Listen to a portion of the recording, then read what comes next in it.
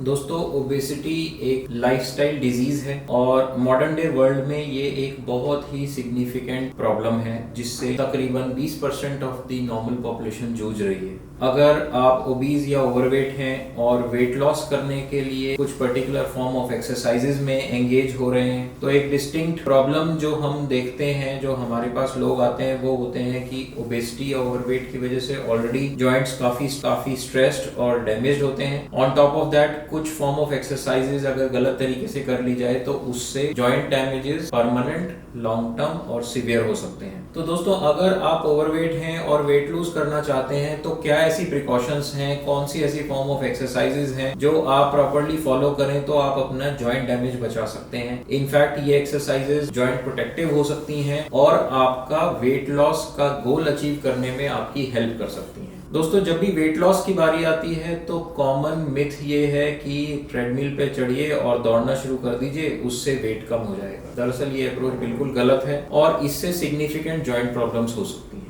अगर मैं एक नॉर्मल इंसान की और नॉर्मल जॉइंट्स की बात करूं तो आप सरप्राइज होंगे ये जानने से, आप सरप्राइज हो जाएंगे ये जानकर कि अगर किसी पर्सन का एक बॉडी वेट है तो उसके हिप्स पे लगभग 3 to 11 times of his body weight होता है और उसके घुटनों पे 4 to 6 times of his body weight हो सकता है। अगर कोई इंसान 10 kg ओवरवेट है तो इमेजिन कीजिए कि उसके हिप्स पे तकरीबन 100 किलो वजन at any given point of time जब वो चल रहा है या स्टेयर क्लाइंब कर रहा है तो 100 kg तक एक्स्ट्रा वेट हिप पे हो सकता है और 60 kg तक एक्स्ट्रा वेट उसके नी पे हो सकता है by merely the body weight being 10 kg extra. That's a lot of force और इस तरह की फोर्सेस जॉइंट्स को बहुत सिग्निफिकेंट डैमेज कर सकती हैं। तो क्या ऐसा किया जाए कि हम मूवमेंट्स भी कर पाए, हम एनर्जी भी स्पेंड करें, हम मसल्स को भी यूज करें लेकिन हमारे जॉइंट्स को डैमेज ना हो। दोस्तों वेट लॉस का एक बेसिक प्रिंसिपल है कि output should be more than the input, यानी कि आपका जो कैलोरीज का एक्सपेंस है वो कैलोरीज के इनटेक से ज्यादा होना चाहिए, तभी बॉडी कैलोरी डेफिशिएंट या कैलोरी डेफिसिट मोड में जाएगी और तभी आप बॉडी फैट यूज करेंगे और आप वेट लूज करेंगे। तो इस कैलोरी डेफिसिट को इम्प्रूव करने के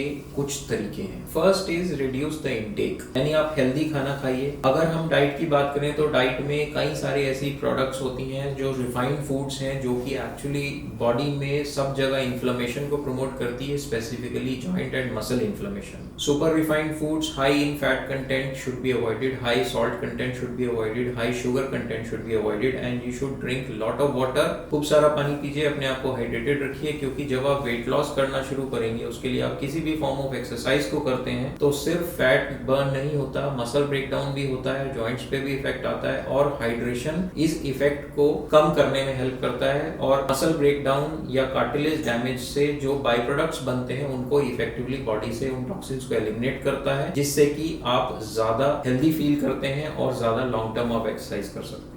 दूसरा पार्ट है कैलोरी एक्सपेंस को इंक्रीज करना। तो कैलोरी एक्सपेंस को इंक्रीज करने के लिए आपको वर्कआउट करना है। अब वर्कआउट करते वक्त 3 चीजों का ध्यान रखें जिससे कि आपके जॉइंट डैमेज ना हो या बैक पे ओवर स्ट्रेन ना आए या मसल इंजरीज ना हो। जो बेस्ट फॉर्म ऑफ एक्सरसाइजेज हैं जो हम वेट लॉस के लिए कर सकते हैं वो हैं वाटर असिस्टेड एक्सरसाइजेज। दोस्तों अगर आपके पास स्विमिंग पूल का एक्सेस है तो स्विमिंग या पूल में चलना, walking in the pool, it offers a very good form of exercise without loading your joints. दरअसल वाटर की जो बॉयंसी है वो आपको ऊपर धकेलती है जिससे आपका बॉडी वेट लगभग नेग्लिजिबल हो जाता है, लेकिन आप पूल में स्विमिंग करके या वॉक करने के समय आपके जॉइंट्स पे बॉडी के वेट का प्रेशर भी नहीं आता, yet you are working against resistance. एक फ्लूइड रेजिस्टेंस के अगेंस्ट आप चल रहे हैं, आप काम कर रहे हैं तो आपकी मसल्स एनर्जी यूज कर रही है और आप एक सेफ एनवायरनमेंट में कैलोरी डेफिशिएंसी कर सकते हैं। दूसरा तरीका है साइकिलिंग। दोस्तों कोई भी ऐसी फॉर्म ऑफ एक्सरसाइज जिसके अंदर आपके पैर या आपके हाथ बार बार रिपीटेटिवली उस रेजिस्टेंस को छोड़ते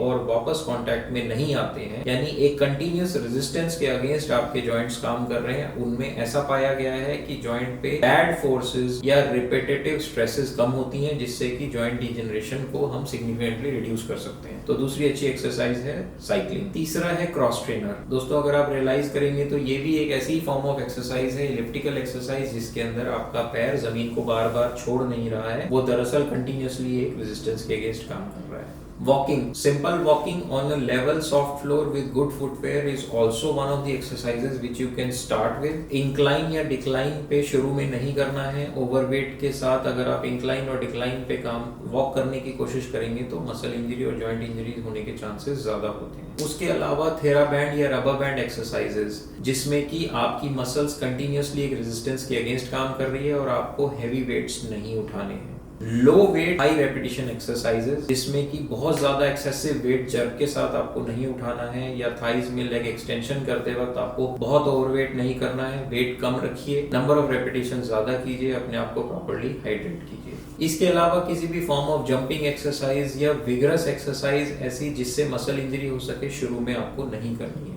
then important is listen to your body. अगर एक पर्टिकुलर फॉर्म ऑफ एक्सरसाइज करने के बाद आपकी बॉडी बहुत सोर है और आपका अगले दिन एक्सरसाइज करने का मन नहीं होता है, then that is not the right way to go. You should mix and match different forms of exercises, कुछ पार्ट ऑफ योगा, कुछ पार्ट ऑफ स्ट्रेचिंग, कुछ पार्ट ऑफ वेट ट्रेनिंग, कुछ पार्ट ऑफ कार्डियोवास्कुलर एक्सरसाइजेस, जिससे कि variety बनी रहने की वजह से सेम ग्रुप ऑफ मसल्स बार बार इस्तेमाल ना हो और वो सोर ना हो, जिससे कि आप कंसिस्टेंटली हर रोज वर्कआउट कर सकें. दोस्तों, consistency is much more important than pushing yourself to the limit on one day and not being able to do the exercise for the next 3 days.